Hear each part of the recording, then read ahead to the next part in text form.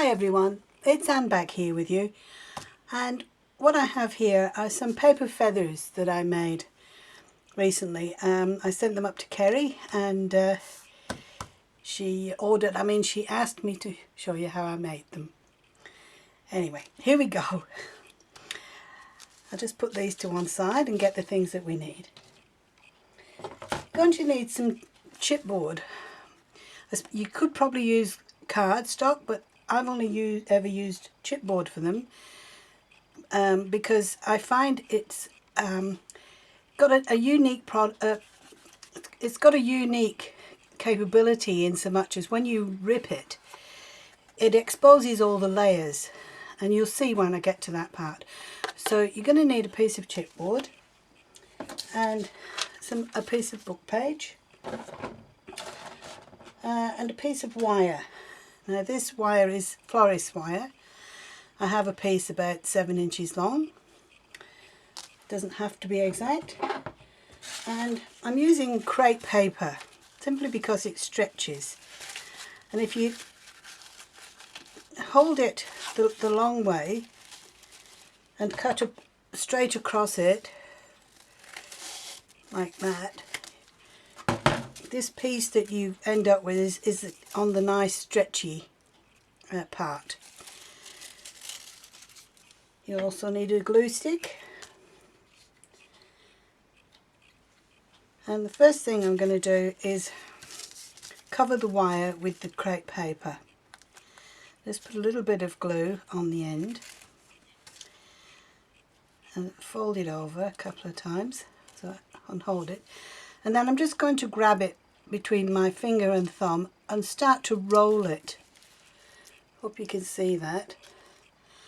And as I'm holding it with this hand and stretching it as I go and twisting it down the wire, and that's why I wanted you to cut the crepe paper that way, so that you've got the stretch in the right direction.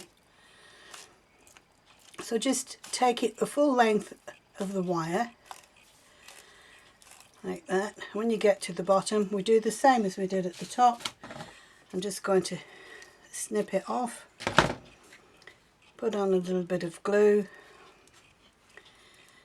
and fold it over and let it stick to itself like that. Right, now we're going to get the piece of chipboard,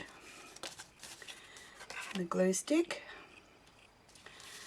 I'm going to apply glue stick to the front side of this board like that. Put plenty on, and then I'm going to put the wire in position on the board as if it was already a feather. So I've got a stick at the bottom and the rest of it is on the chipboard. I'm just going to hold it down there and just apply a little bit of glue to that part too. Then take my book page. I like a raggy edge, so I'm going to tear that bit off, and then I'm going to apply that at the same position as the chipboard and press it just down on one side really well, and then making sure that I've got it right up to the edge of the wire, glued down right up to the edge of the wire there before I press it down on the other side. And you'll be able to see it through the paper. I don't know if you can see that on the camera, but I've got a line where the wire is. Okay, once you've done that, it's just as simple as grabbing it at the bottom. Now hold it tight with your finger and your thumb on the wire and start to rip. It would help if you've got fingernails, because you can just start it off with your fingernails and start to rip it down in the shape of a feather. And you see, as you rip it, you get this lovely edge showing through from the chipboard underneath. You just keep tearing it down till you get to the top, and you sort of take it to a point in the middle at the top, and then turn it round and come back the other way. Now you can't turn it over because you'll then get the ripped bit showing on the other side. So you've got to keep it this way up for all the ripping.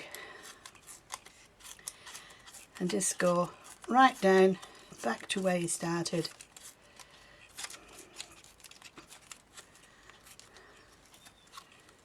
Okay. And that's it. Because it's got the wire in, you can actually give it a bit of shape if you want, like that. And there's your feather done. Now you can colour that, or you can just put some ink around the edges, or you can leave it plain as it is. I think they look great. And you don't have to just use book page. You could use music, or you could use coloured paper, whatever your choice.